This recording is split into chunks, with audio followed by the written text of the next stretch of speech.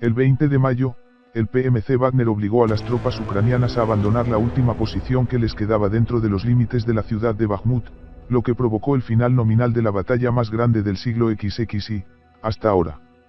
Bakhmut ha sido el lugar más importante de las operaciones militares en Ucrania durante la mayor parte de los últimos 9 meses. El combate allí tomó un ritmo frustrante, con el progreso a menudo medido en bloques de una sola ciudad. Esta fue una batalla que fue extremadamente violenta y sangrienta, pero a veces agonizantemente lenta y aparentemente indecisa. Después de innumerables actualizaciones en las que no parecía haber ocurrido nada reseñable. Mucha gente seguramente estaba empezando a poner los ojos en blanco ante la mera mención de Bakhmut. En consecuencia, la captura abrupta de la ciudad por parte de Wagner en mayo, como era de esperar, el 25% final de la ciudad cayó muy rápidamente en relación con el resto, parecía un poco surrealista. Para muchos, probablemente parecía que Bakhmut nunca terminaría, y luego, de repente, lo hizo. Bakhmut, como la mayoría de las batallas urbanas de alta intensidad, ejemplifica el potencial apocalíptico del combate moderno. Los intensos bombardeos redujeron a escombros gran parte de la ciudad, dando la impresión de que Wagner y las AF-1 estaban peleando tanto por la ciudad como por su cadáver. El ritmo lento y la destrucción extrema han hecho que esta batalla sea bastante difícil de analizar. Todo parece tan sin sentido, incluso dentro del paradigma único de hacer la guerra. En ausencia de una lógica operativa obvia, los observadores de ambos lados han estado ansiosos por construir teorías de cómo la batalla fue en realidad un brillante ejemplo de 4. Ajedrez dimensional. En particular, puede encontrar fácilmente argumentos de comentaristas pro-ucranianos y pro-rusos que afirman que Bakhmut se usó como una trampa para atraer la mano de obra y el material del otro lado para su destrucción, mientras ganaba tiempo para acumular poder de combate. Las fuentes ucranianas insisten en que una gran cantidad de poder de combate ruso fue destruido en Bakhmut, mientras que las AFU recibieron armaduras occidentales y entrenamiento para construir un paquete mecanizado para volver a la ofensiva. Los escritores prorrusos también parecen estar convencidos de que la AFU quemó una gran cantidad de mano de obra. Mientras que el ejército ruso conservó su fuerza al permitir que Wagner hiciera la mayor parte de la lucha. Claramente, ambos no pueden ser correctos. En este artículo, me gustaría realizar un estudio holístico de la batalla de Bakhmut y adjudicar la evidencia. ¿Qué ejército fue realmente destruido en esta ciudad estratégicamente insignificante? ¿Qué ejército estaba derrochando despilfarradoramente su mano de obra? Y lo más importante, ¿por qué esta ciudad mediana se convirtió en el sitio de la batalla más grande del siglo? Se cometió un homicidio, pero nadie puede ponerse de acuerdo sobre quién asesinó a quién. Entonces, hagamos una autopsia. El camino al pozo de la muerte. La batalla de Bakhmut duró tanto que puede ser fácil olvidar cómo terminó allí el frente y cómo encaja Bakhmut en las operaciones en el verano de 2022. Las operaciones rusas en el verano se centraron en la reducción del saliente ucraniano alrededor de Lysychansk y Severodonetsk. Y llegó a un punto culminante cuando las fuerzas rusas abrieron el bastión ucraniano fuertemente defendido de Popasna, rodearon un bolsillo de las fuerzas ucranianas alrededor de Zolote y se acercaron a la carretera Bakhmut-Lysychansk. La caída real de la aglomeración urbana de Lysychansk-Severodonetsk se produjo relativamente rápido, con las fuerzas rusas amenazando con rodear toda la bolsa y obligando a Ucrania a retirarse. Solo como referencia, así es como se veía la línea del frente en el centro de Donbass el 1 de mayo de 2022, cortesía de Militariland. En este contexto, Bakhmut ya amenazaba con convertirse en un importante campo de batalla. Se encontraba en una encrucijada literal directamente en el centro del saliente ucraniano. Cuando se abrieron las posiciones ucranianas en Lysychansk, Popasna y Svitlodarsk, los ejes del avance ruso convergieron en Bakhmut. Las fuerzas ucranianas eran muy necesarias para estabilizar el frente y establecer una posición de bloqueo estable. Y realmente no había ningún otro lugar para hacer esto excepto en Bakhmut. Entre Lysychansk y Bakhmut no hay áreas urbanas lo suficientemente robustas para anclar la defensa, y no había absolutamente ninguna duda de no defender adecuadamente a Bakhmut, por algunas razones que podemos enumerar. Bakhmut está en la posición central en este sector del frente. Y su pérdida amenazaría a Siversk con el envolvimiento y permitiría a las fuerzas rusas eludir las defensas bien fortificadas y fuertemente mantenidas en Toretsk. El objetivo estratégico ruso en Slaviansk-Kramatorsk no se puede defender con éxito si el ejército ruso controla tanto las alturas al este, en el área de Bakhmut, como Izium. Bakhmut mismo. Mientras tanto, era un área urbana defendible con alturas dominantes en su retaguardia, múltiples rutas de suministro, buenas conexiones con otros sectores del frente y un cinturón periférico de áreas urbanas más pequeñas que protegían sus flancos. Esto estableció una decisión operativa bastante obvia para las fuerzas ucranianas. La elección fue, considerando todas las cosas, ya sea para comprometer reservas para estabilizar el frente en Bakhmut, un ancla defensiva vital fuerte y operativa, o arriesgarse a dejar que Rusia pase por alto y elimine todo un cinturón de defensa en lugares como Siversk y Toretsk. Cuando se les pidió que eligieran entre una opción razonablemente buena y una opción extremadamente mala, no hubo gran controversia en la decisión. Al retroceder por la pérdida de su cinturón defensivo oriental, Ucrania necesitaba estabilizar el frente en algún lugar, y el único lugar adecuado era Bakhmut, por lo que aquí es donde se enviaron las reservas ucranianas y las AFU optaron por luchar. Lógica operativa, indiferente a aquellas cosas que normalmente nos recomiendan las ciudades como importantes. Decretó que el Styx debería fluir a través de Bakhmut. Rusia vino a enfrentar este desafío, trajo como punta de lanza a un grupo de mercenarios, integrado por convictos, empuñando palas, dirigido por un proveedor de catering calvo. ¿Qué puede salir mal? Progresión operativa. Debido a que la impresión general de Bakhmut se caracteriza por el combate urbano. Puede ser fácil olvidar que la mayor parte de la batalla tuvo lugar fuera de la ciudad, en los suburbios y campos alrededor del centro urbano. El acceso a Bakhmut está lleno de un anillo de pueblos más pequeños, lugares como Klinove, Pokrovske y Zaipseve, desde donde las AFU pudieron librar una tenaz defensa con el apoyo de la artillería en la propia ciudad. Si bien las fuerzas rusas alcanzaron nominalmente el acceso a Bakhmut a fines de junio, incluso antes de que se capturara Lysychansk, y la ciudad quedó bajo los extremos del rango de bombardeo. No comenzaron de inmediato un esfuerzo concertado para alcanzarlo. El 1 de agosto comenzaron los primeros asaltos en el cinturón exterior de las aldeas, y el Ministerio de Defensa ruso declaró en sus informes que habían comenzado las batallas por Bakhmut. Esta fecha es la fecha de inicio más lógica a efectos historiográficos. Por lo que podemos decir firmemente que la batalla de Bakhmut se libró del 1 de agosto de 2022 al 20 de mayo de 2023, un total de 293 días. Los primeros 2 meses de la batalla vieron la captura rusa de la mayoría de los asentamientos al este de la carretera T-0513 al sur de la ciudad y la carretera T-1302 al norte, despojando a Bakhmut y Soledar de la mayor parte de sus zonas de amortiguamiento orientales y empujando la línea de contacto hasta el borde de las áreas urbanas propiamente dichas. Fase 1, el cinturón exterior. En este punto, las líneas del frente se congelaron en gran medida durante el resto del año. Antes de que Wagner preparara el escenario para nuevos avances con la captura del pequeño pueblo de Yakovlivka, al norte de Soledar. Este éxito puede interpretarse como el primer dominó en una cadena de eventos que condujeron a la derrota de Ucrania en Bakhmut. Soledar en sí cumple un papel único y crítico en la geografía operativa de Bakhmut. Distribuida en una franja relativamente larga y delgada, Soledar y sus suburbios forman un escudo urbano continuo que se extiende desde la carretera T-0513, que va hacia el norte hasta Siversk, hasta la carretera T-0504, que va hacia el este hasta Popasna. Esto convierte a Soledar en un bastión satelital natural que defiende a Bakhmut en casi 90 grados de aproximación. Soledar también está generosamente dotado de construcción industrial, incluida la mina de sal que le da nombre, lo que lo convierte en un lugar relativamente amigable para librar una defensa estática, llena de lugares profundos y paredes fuertes. Sin embargo, la captura de Yakovlivka por parte de Wagner el 16 de diciembre marcó la primera señal de que la defensa de Soledar estaba en problemas. Yakovlivka se encuentra en una posición elevada al noreste de Soledar, y su captura le dio a Wagner una posición poderosa sobre el flanco de Soledar. Los ucranianos reconocieron esto, y Soledar se reforzó poderosamente en respuesta a la pérdida de Yakovlivka y el asalto anticipado que se aproximaba. La captura de Bakhmutsk el 27 de diciembre, un suburbio de Soledar directamente en su acceso sur, preparó el escenario para un asalto exitoso. El ataque a Soledar terminó siendo relativamente rápido y extremadamente violento, caracterizado por intensos niveles de apoyo de la artillería rusa. El asalto comenzó casi inmediatamente después de la pérdida de Bakhmutsk el 27 de diciembre, y el 10 de enero la defensa cohesiva de Ucrania se había hecho añicos. El liderazgo ucraniano, por supuesto, negó haber perdido la ciudad y tejió una historia sobre contraataques gloriosos.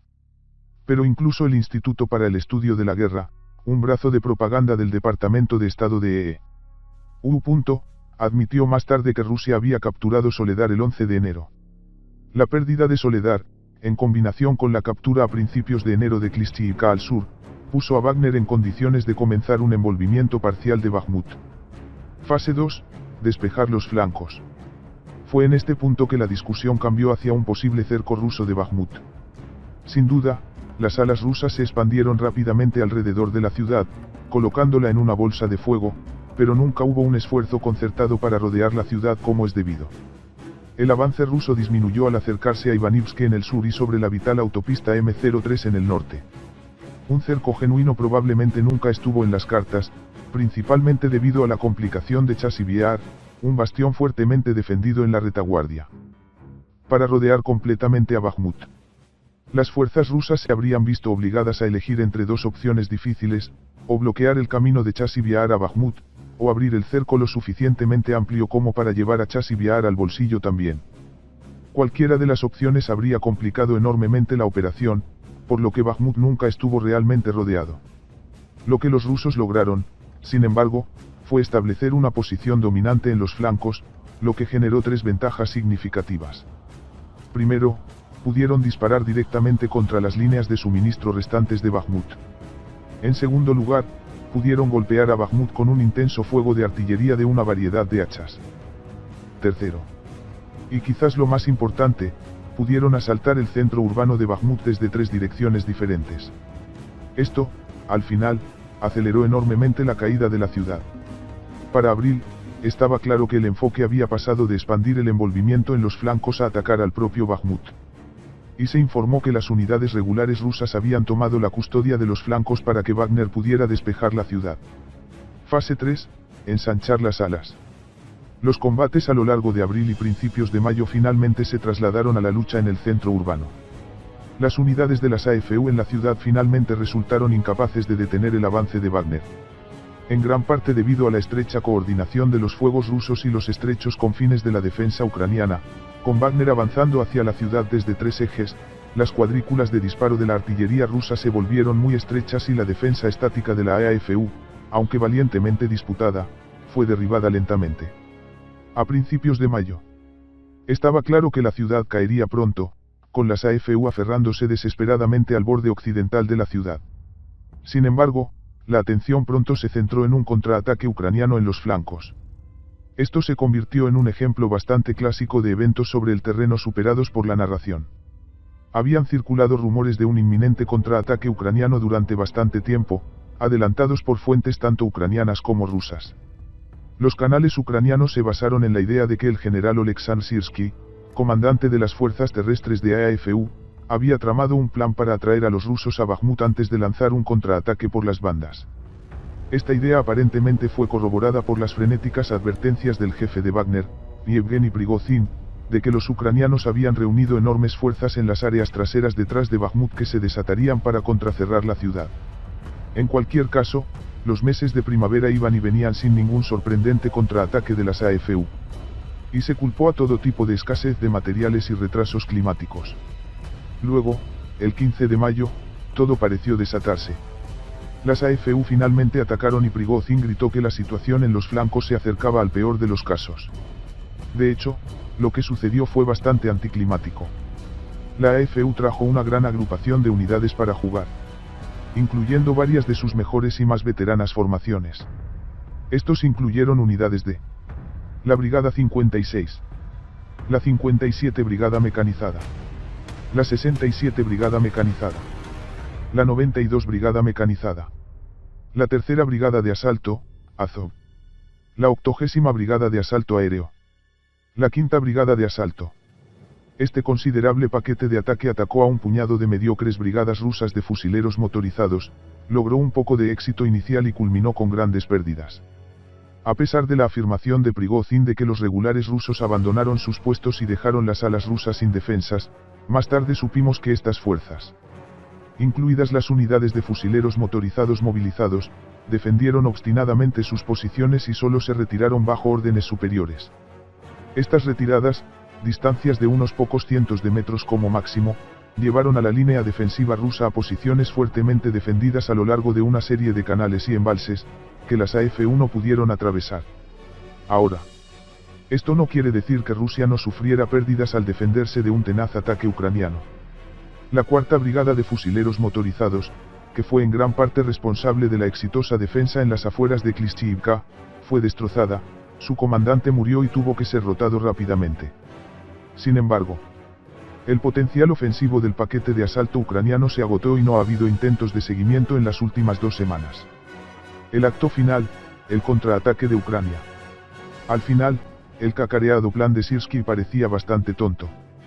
El contraataque desbloqueó con éxito algunas carreteras clave fuera de Bakhmut. Pero no hizo nada para evitar que Wagner finalizara la captura de la ciudad, quemó el poder de combate de varias brigadas principales y el 20 de mayo se liquidaron las últimas posiciones ucranianas en la ciudad. Entonces, esta fue una batalla extraña. Un avance agónicamente lento alrededor de los flancos de la ciudad, una amenaza materializada de cerco. Y una súbita concentración de la energía combativa de Wagner en la propia ciudad, todo bajo la amenaza de una enorme contraofensiva de las AFU, que resultó ser ineficaz y efímera. No es obvio, entonces, cómo esta batalla se adaptó a la lógica operativa de ninguno de los dos ejércitos, ni que nadie saldría completamente satisfecho. Ucrania obviamente perdió la batalla en términos nominales, pero el avance ruso parecía tan lento y Bakhmut tan estratégicamente aleatorio, al menos superficialmente, que el éxito de Wagner puede retratarse como una victoria pírrica. Para adjudicar completamente la batalla de Bakhmut, debemos contemplar las pérdidas relativas y el gasto del poder de combate. La factura del carnicero. Estimar las pérdidas en combate en Ucrania es una tarea difícil, en gran parte porque las estimaciones oficiales de bajas suelen ser evidentemente absurdas. Esto nos deja con la necesidad de buscar cifras razonables utilizando praxis e información auxiliar. Una de esas fuentes importantes de conocimiento son los datos de implementación. Podemos obtener una idea general de la tasa de consumo por la escala y la frecuencia de la asignación de unidades. En este caso particular, sin embargo, encontramos que los despliegues de unidades son algo difíciles de trabajar. Analicemos esto. Primero y ante todo, tenemos que lidiar con el hecho incontrovertible de que una gran parte del ejército ucraniano se desplegó en Bakhmut en un momento u otro. The Telegram Channel Grayson compiló una lista de todas las unidades ucranianas que fueron identificadas positivamente, generalmente por publicaciones en redes sociales o actualizaciones de AFU, como desplegadas en Bakhmut durante la batalla de 9 meses, es decir, no estuvieron allí todas a la vez. Este es un compromiso absolutamente enorme, 37 brigadas, 2 regimientos y 18 batallones separados, más formaciones irregulares como la Legión de Georgia, lo que indica pérdidas obviamente graves, por lo que vale, el mapa de despliegue militar terrestre pro-ucraniano admite un despliegue ucraniano igualmente titánico en Bakhmut. Sin embargo, esto realmente no nos acerca a evaluar con precisión las pérdidas. En gran parte porque la orden de batalla de Ucrania, Orbat, está un poco confundida.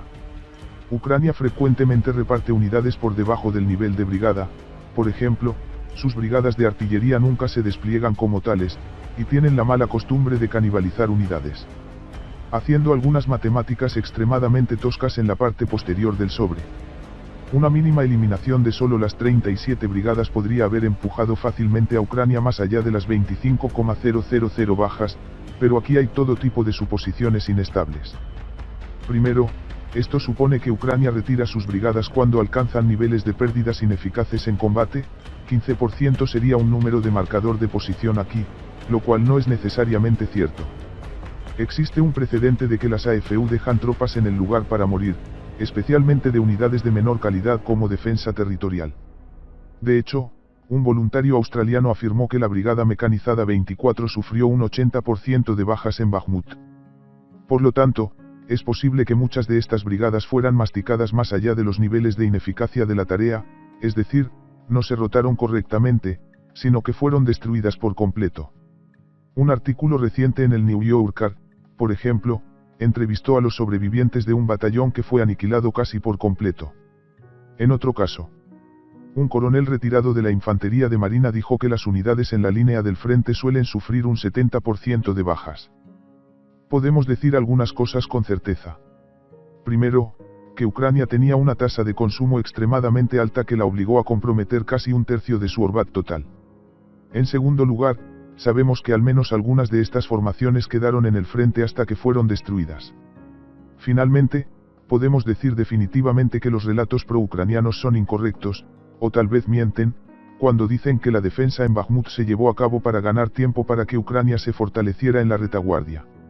Sabemos esto ante todo porque Bakhmut aspiraba insaciablemente unidades adicionales. Y en segundo lugar porque esta quema incluyó una gran cantidad de las fuerzas principales y veteranas de Ucrania, incluidas una docena de brigadas de asalto, aerotransportadas y blindadas. Sin embargo, hay otro problema con el enfoque Horváth para las bajas, y esto preocupa a Wagner. Verás. Uno de nuestros objetivos aquí es tratar de tener una idea de las tasas comparativas de pérdida, y Horváth simplemente no es una buena manera de hacerlo en el caso particular de Bakhmut. Esto se debe a que la batalla se libró principalmente desde el lado ruso por el grupo Wagner, que es una formación enorme con una estructura interna opaca. Mientras que del lado ucraniano podemos enumerar una larga lista de formaciones que lucharon en Bakhmut, del lado ruso solo ponemos el grupo Wagner de 50.000 efectivos. Wagner, por supuesto, tiene subformaciones y rotaciones internas, pero estas no son visibles para los que estamos afuera. Por lo que no podemos tener una idea del Horváth interno de Wagner o del compromiso de la fuerza. Generalmente entendemos que Wagner tiene una estructura de destacamentos de asalto, probablemente un equivalente de batallón, pelotones y escuadrones, pero no tenemos una idea de dónde se despliegan estas unidades en tiempo real o qué tan rápido se rotan o se queman. Desafortunadamente. Cuando Prigozhin se puso frente a las cámaras, trajo mapas sin disposiciones de unidades, lo que dejó a los nerds de Horváth entrecerrando los ojos en vano tratando de extraer información útil. Por lo tanto, al carecer de una buena comprensión de los despliegues de Wagner, no podemos hacer una comparación adecuada con el inflado Horváth ucraniano en Bakhmut. Sin embargo, hay otras formas de llegar a las bajas. La organización disidente rusa, es decir, anti-Putin, Mediazona rastrea las pérdidas rusas mediante la tabulación de obituarios, anuncios de muertes en las redes sociales y anuncios oficiales. Durante todo el periodo de la batalla de Bakhmut, 1 de agosto, 20 de mayo, contaron 184 muertes totales entre el personal de las PMC, los reclusos y las fuerzas aerotransportadas. Estas tres categorías representan la mayor parte de la fuerza rusa en Bakhmut. Mientras tanto, Prigozhin afirmó que Wagner había sufrido 20.000 KIA en Bakhmut mientras infligía 50.000 KIA a los ucranianos. En cuanto al primer número, el contexto de esta afirmación fue una entrevista en la que estaba criticando al Ministerio de Defensa ruso, como es su costumbre, y tiene un incentivo para exagerar las pérdidas de Wagner, ya que está tratando de exagerar el sacrificio de Wagner por el pueblo ruso. Entonces, aquí es donde estamos con las pérdidas de Wagner. Tenemos un piso o mínimo absoluto de un poco más de 6.000 KIA, siendo estos identificados positivamente por su nombre, con un margen de error alcista importante, y algo así como un techo de 20.000. El número con el que he estado trabajando es de aproximadamente 17.000 Wagner KIA en total en la operación de Bakhmut, con un rango mínimo máximo de 14.000 y 20.000, respectivamente. Sin embargo, algo que debemos considerar es la composición de estas fuerzas. Entre los KIA identificados positivamente, los convictos superan en número a los operadores profesionales de PMC en aproximadamente 2,6 a 1, es decir, los muertos de Wagner serían alrededor del 73% de los convictos. Sin embargo, según el Pentágono, tomado con un gran grano de sal, casi el 90% de las pérdidas de Wagner son convictos. Tomando una división conservadora de 75/25 y redondeando los números para hacerlos bonitos, mi estimación es que Wagner perdió alrededor de 13,000 convictos y 4,000 operadores profesionales. Agregando las pérdidas de VDV y las unidades de rifles motorizados que luchan en los flancos, es probable que el KIA ruso total en Bakhmut sea del orden de 20 a 22,000. Entonces, ¿qué pasa con las pérdidas de Ucrania? La principal pregunta pendiente sigue siendo, ¿quién está en el extremo derecho de los índices de siniestralidad? Los comentaristas ucranianos nos piden constantemente que creamos que las pérdidas rusas fueron mucho peores debido a su uso de ataques de onda humana. Hay varias razones por las que esto puede ser descartado.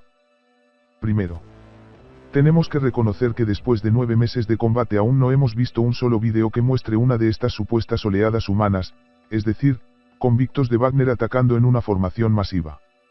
Teniendo en cuenta que a Ucrania le encanta compartir imágenes de vergonzosos errores rusos, que no tienen reparos en compartir sangrienta pornografía de guerra. y que esta es una guerra que se libra con miles de ojos en el cielo en forma de drones de reconocimiento, debe parecernos curioso que ninguno de estos supuestos ataques de olas humanas haya sido captado por la cámara. Cuando se comparten vídeos que pretenden mostrar oleadas humanas, invariablemente muestran pequeños grupos de 6 a 8 infantes, a esto lo llamamos escuadrón. No una ola humana.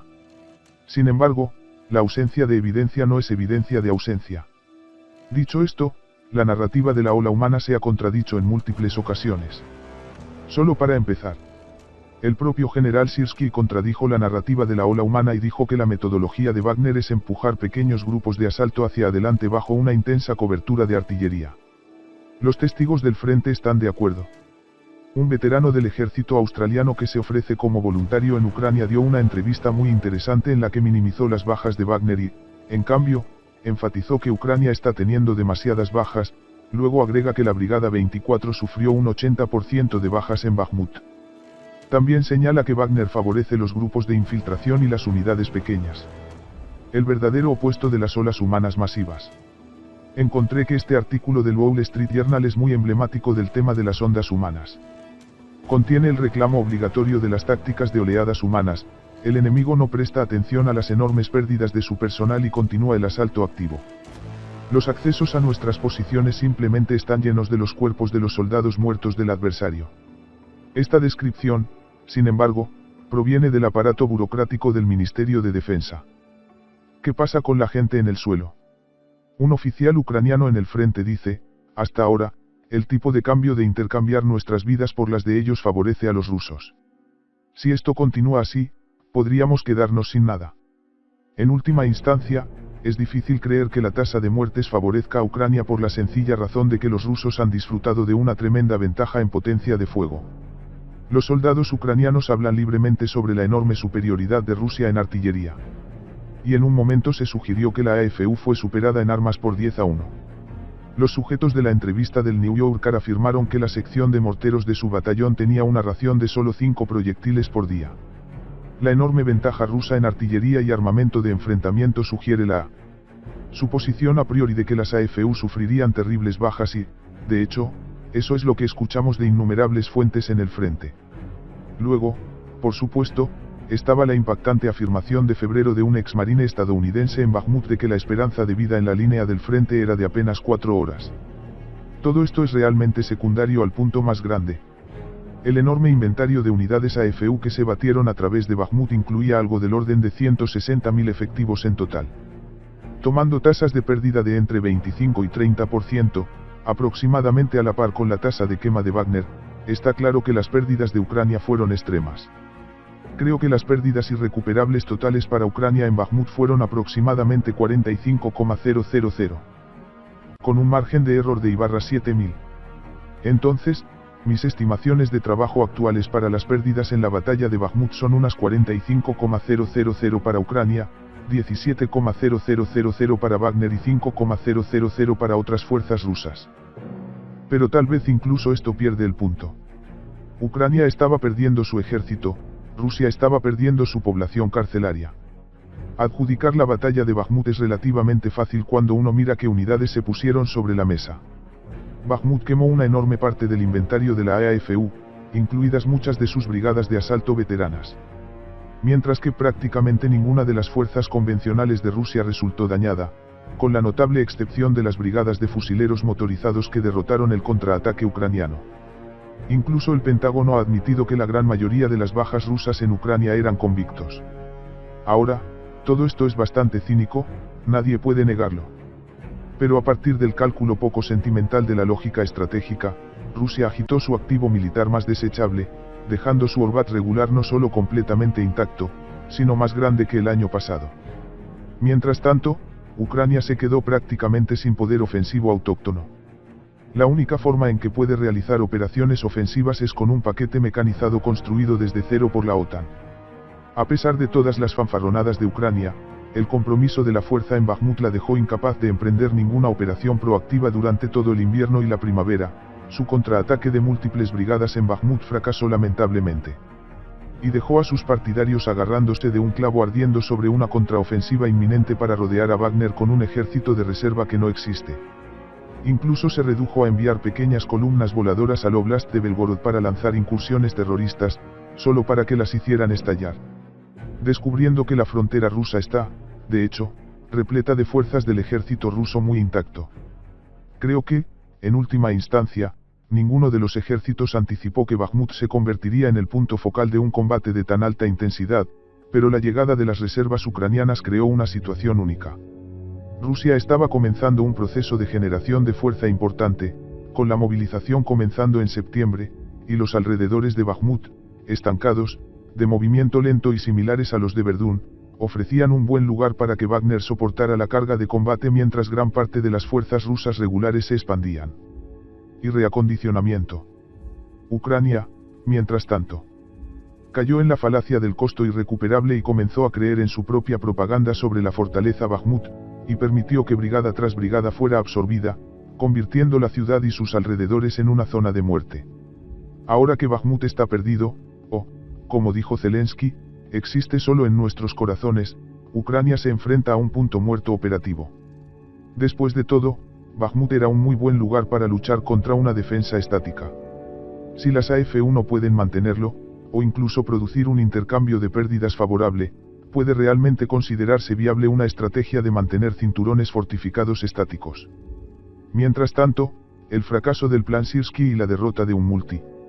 El contraataque de la brigada por parte de las brigadas rusas de fusileros motorizados arroja serias dudas sobre la capacidad de Ucrania para avanzar en las posiciones rusas fuertemente mantenidas. En última instancia, tanto Ucrania como Rusia intercambiaron tiempo en Bakhmut, pero mientras que Rusia puso un PMC que principalmente perdió convictos, Ucrania ganó tiempo masticando una cantidad significativa de su poder de combate. Ganaron tiempo, pero tiempo para hacer qué. ¿Puede Ucrania hacer algo que valga la pena por las vidas que pasó en Bakhmut, o todo fue solo sangre para el dios de la sangre?